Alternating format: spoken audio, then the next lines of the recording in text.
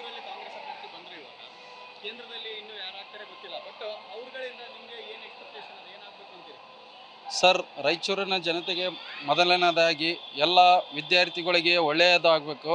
ಯಾಕಪ್ಪ ಅಂದರೆ ಇನ್ನು 5 ವರ್ಷದಲ್ಲಿ ಯಾವುದೇ ಕೇಂದ್ರದಿಂದಾಗಲಿ ರಾಜ್ಯ ಸರ್ಕಾರದಿಂದಾಗಲಿ ವಿದ್ಯಾರ್ಥಿಗಳಿಗೆ ಯಾವುದೇ ಜಾಬ್ಗಳು ಕರೆದಿಲ್ಲ.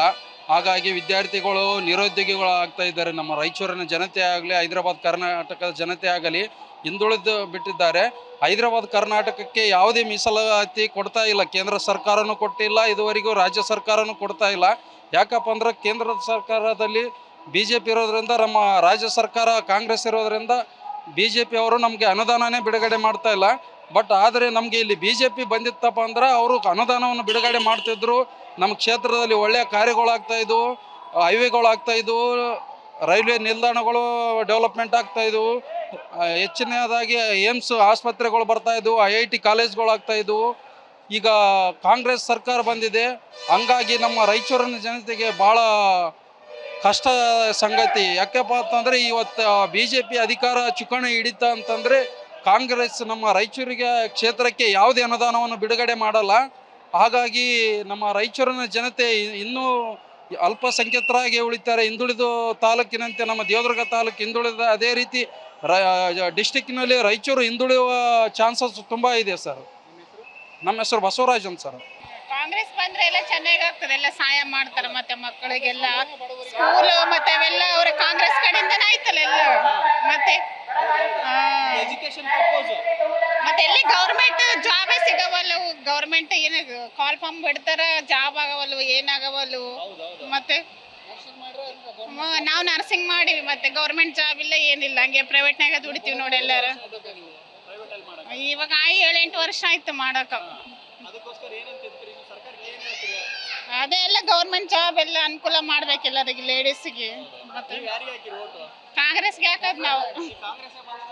ಅದೇ ಮತ್ತೆ ಕಾಂಗ್ರೆಸ್ ಅದೇ ಹೇಳಕತ್ತೀವಿ, ಪಕ್ಕದ ಕಾಂಗ್ರೆಸ್ನಾಗನೇ ಇರೋದು ನಾವು. ಮತ್ತೆ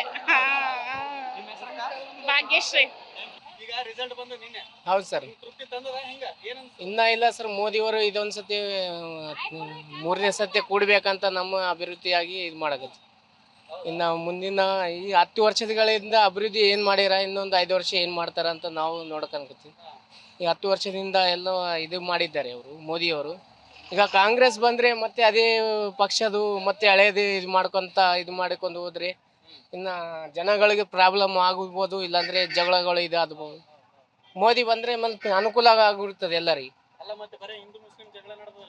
ಹಿಂದೂ ಮುಸ್ಲಿಂ ಅಂತ ಇಲ್ಲಿ ಅವ್ರು ನಮ್ಮ ಸಂಘಟನೆಯಲ್ಲಿ ಇಲ್ಲ, ಒಗ್ಗಟ್ಟು ಇಲ್ಲ. ಅವ್ರ ಮೇಲೆ ಅಂತೇನೆ ಅವ್ರಿಗೆ ಮಾಡಂಗಿಲ್ಲ, ನೀವು ಜಗಳ ಆಡ್ರಿ ಅಂತ ಹೇಳಂಗಿಲ್ಲ ಅವರು. ಇಲ್ಲಿ ನಾವೇ ಗುದ್ದಾಡೋದು ಸ್ಟಾರ್ಟ್ ಮಾಡೋದು.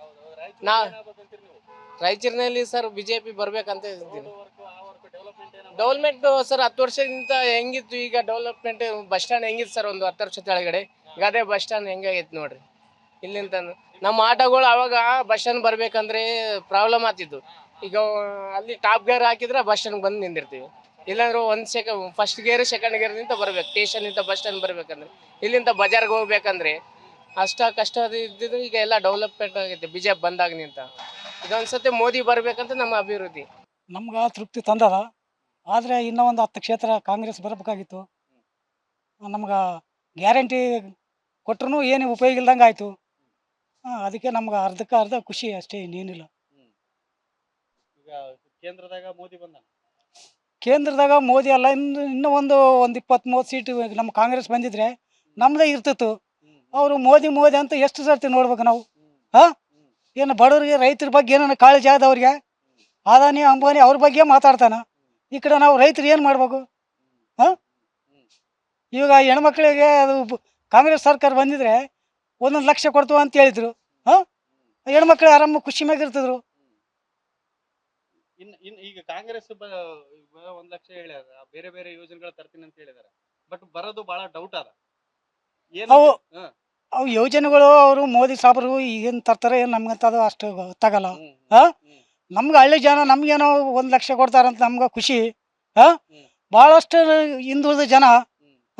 ಅದ್ರಲ್ಲಿದ್ದ ಈಗ 2,000 ಕೊಟ್ಟೋದಕ್ಕೆ ಎಷ್ಟೋ ಉಪಯೋಗ ಆಗಿದೆ ಜನಕ್ಕೆ. ಕೆಲವ್ರಂತೂ ನೆನೆಸ್ತಾರ. ನಿಮ್ಮ ಹೆಸರೇನ್ರಿ? ನಮ್ಮ ಹೆಸರು ರಂಗಪ್ಪ. ಏನ್ ಹೇಳಕ್ ಇಷ್ಟಪಡ್ತೀರಿ? ನೀವು ಕಾಂಗ್ರೆಸ್ ಹಾಕಿರಾ BJP ಹಾಕಿದ್ರಿ? ನಾವು ಕಾಂಗ್ರೆಸ್ಗೆ ಹಾಕಿದ್ದೀವಿ. ಹಾಕಿ ನಿಮ್ ಕ್ಯಾಂಡಿಡೇಟ್ ಗೆದ್ದಿದ್ದಾರೆ. ಗೆದ್ದಿದ್ದಾರೆ. ಏನ್ ಅವ್ರ ಹತ್ರ ಏನ್ ಬೇಕು ಅಂತ ನೀವು ಕೇಳ್ತೀರಿ? ಎಕ್ಸ್ಪೆಕ್ಟೇಷನ್ ಏನದ ನಿಮ್ಗೆ? ಇಲ್ಲಿ ರಾಯಚೂರು ಮಕ್ಕಳಿಗೆ ಕೆಲವೊಂದು ವಿದ್ಯಾಭ್ಯಾಸದಿಂದ ಬಸ್ಗಳ ತೊಂದರೆಗಳಾಗ್ತಿದೆ. ಬಸ್ ಒಳ್ಳೆ ಬಸ್ಸನ್ನು ಬಿಡಿಸಿ ಒಳ್ಳೆ ಉದ್ಯೋಗವನ್ನು ಕೊಡಿಸ್ಬೇಕಂತ ಮತ್ತೆ 2,000 ರೂಪಾಯಿ ಕೊಡ್ತಾ ಇದ್ದಾರೆ. ಕೇಂದ್ರದಲ್ಲಿ ಕಾಂಗ್ರೆಸ್ ಬಂದ್ರೆ 10,000 ರೂಪಾಯಿ ಕೊಡ್ತೀನಿ ಅಂತ ಹೇಳಿದ್ದಾರೆ ಒಬ್ಬ ಹೆಣ್ಮಗಳು ಒಂದು ತಿಂಗಳು. ನೀವೇನ್ ಹೇಳ್ತೀರಿ? ಬರ್ಬೇಕು ಅಂತೀರಾ? ಏನ್ ಅನಿಸ್ತೀರಾ? ಮೋದಿ ಬರ್ಬೇಕಾ ಅಲ್ಲಿ ಅಥವಾ ರಾಹುಲ್ ಗಾಂಧಿ ಬರ್ಬೇಕಾ ಅಥವಾ ಏನಾಗ್ಬೇಕು ಅಂತೀರಿ? ಮತ್ತೆ ನಿಮ್ಗೆ ರೋಡ್ ಆಗ್ಬೇಕು, ವಿದ್ಯಾರ್ಥಿಗಳು ಒಳ್ಳೇದಾಗ್ಬೇಕು. ಮತ್ತೆ ಇನ್ನು ಬೇರೆ ಏನ್ ಹೇಳಕ್ ಇಷ್ಟಪಡ್ತೀರಿ? ನಿಮ್ಮ ಹೆಸರಕ್ಕ? ಸುಹಾಸಿನಿ ಅಂತ. ಈಗ ರಾಹುಲ್ ಗಾಂಧಿ ಬಂದ್ರೆ 10,000 ರೂಪಾಯಿ ಕೊಡ್ತಾನಂತ. ಇದೇ ಒಳ್ಳೇದ್ರಿ. ಯಾವ್ದು ಒಳ್ಳೇದು? ಕಾಂಗ್ರೆಸ್. ಕಾಂಗ್ರೆಸ್ ಒಳ್ಳೇದಾ? ಎದಕ್ಕೆ ಒಳ್ಳೇದು? ನಮ್ಗೆಲ್ಲ ಹೆಲ್ಪ್ ಆಗ್ತದ್ರಿ. ಏನ್ ಹೆಲ್ಪ್ ಆಗ್ತದ? ಏನು ಬಡವ್ರಿಗೆ ಸಹಾಯ ಆಗ್ತದಲ್ರಿ. ಏನೇನ್ ಸಹಾಯ ಆಗ್ತದ ನಿಮ್ಗೀಗ? ಏನಿಲ್ರಿ ಎಲ್ಲರಿಗೂ ಸಹಾಯ ಆಗ್ತದ ಅಂತ ಹೇಳ್ಯಾರ ನಮಗ. ಒಳ್ಳೇದ ಮಾಡ್ತೀವಿ ಅಂತ ಹೇಳ್ಯಾರ. ಆಯ್ತ್ರಿ ಮತ್ತೆ ಒಳ್ಳೇದಾಗ್ಲಿ ಬರಾಕತ್ತದ. ಏನ್ ತಗೊಂಡ್ರೆ ಏನ್ ರೊಕ್ಕ ಜಮಾ ಮಾಡಿರಾ? ಏನ್ ತಗೊಂಡಿಲ್ರಿ, ಅದಕ್ಕೆ ಇದಕ್ಕೆ ಹೋಗಿರ್ತಾವ್ರಿ. ಯೂಸ್ ಆಗ್ಯದ, ಹೆಲ್ಪ್ ಆಗ್ಯದಲ್ಲ? ಹೆಲ್ಪ್ ಆಗಿ ಈಗ ಯಾವ್ದು ವೋಟ್ ಹಾಕಿರಿ ನೀವು? ಯಾವ್ದಕ್ಕೆ ಹಾಕಿರಿ? ಬಿಜೆಪಿಗೆ ಹಂಗೆ ಕೇಳ್ಬೇಡ್ರಿ ನೀವು. ಹಂಗೆ ಕೇಳೋಣ. ನಮ್ಗೆ ಯಾವತ್ತು ಬಂದ್ರು ಒಳ್ಳೇದೇ. ಒಳ್ಳೇದ. ಹಂಗಂದ್ರೆ ಬಿಜೆಪಿ ಹಾಕಿಲ್ಲ.